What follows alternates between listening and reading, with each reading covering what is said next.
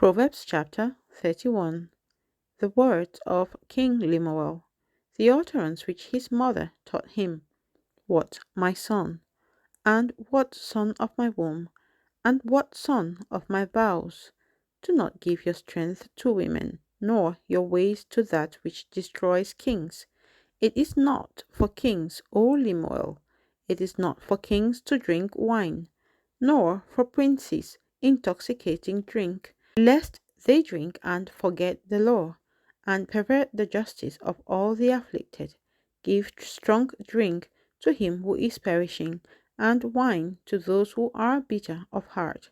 Let him drink and forget his poverty, and remember his misery no more.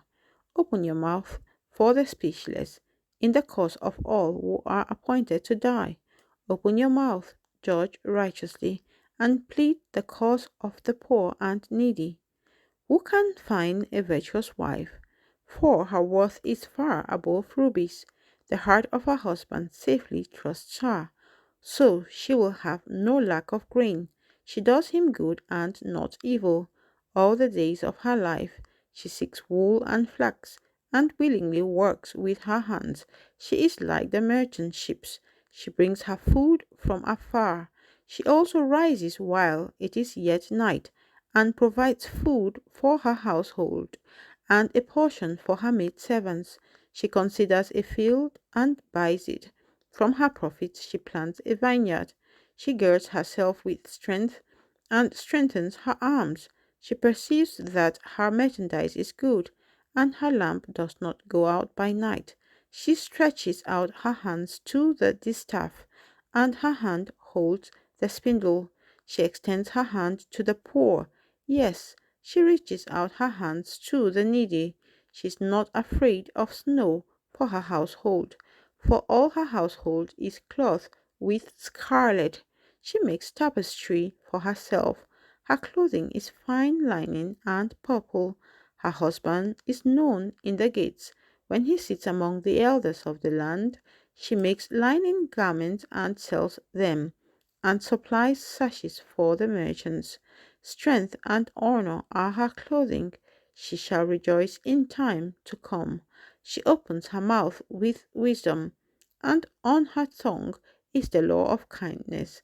She watches over the ways of her household, and does not eat the bread of idleness. Her children rise up and call her blessed. Her husband also, and he praises her. Many daughters have done well, but you excel them all. Charm is deceitful and beauty passing, but a woman who fears the Lord, she shall be praised. Give her of the fruit of her hands, and let her own works praise her in the gates. The Book of Ecclesiastes. Ecclesiastes chapter 1. The words of the preacher, the son of David, king in Jerusalem. Vanity of vanities, says the preacher. Vanity of vanities, all is vanity. What profit has a man from all his labor, in which he toils under the sun? One generation passes away, and another generation comes, but the earth abides forever. The sun also rises, and the sun goes down, and hastens to the place where it arose. The wind goes toward the south, and turns around to the north. The wind wheels about continually, and comes again on its circuit. All the rivers run into the sea, yet the sea is not full. To the place from which the river comes, there they return again. All things are full of labor. Man cannot express it. My eye is not satisfied with seeing, nor the ear filled with hearing.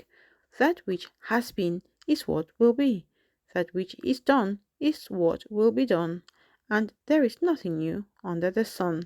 Is there anything of which it may be said, see, this is new? It has already been in ancient times before us. There is no remembrance of former things, nor will there be any remembrance of things that are to come by those who will come after. I, the preacher, was king over Israel in Jerusalem, and I set my heart to seek and search out by wisdom concerning all that is done under heaven.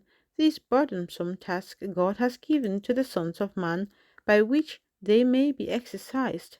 I have seen all the works that are done under the sun, and indeed all is vanity and grasping for the wind. What is crooked cannot be made straight, and what is lacking cannot be numbered. I communed with my heart, saying, Look, I have attained greatness and have gained more wisdom than all who were born before me in Jerusalem. My heart has understood great wisdom and knowledge, and I set my heart to know wisdom and to know madness and folly. I perceived that this also is grasping for the wind, for in much wisdom is much grief, and he who increases knowledge increases sorrow.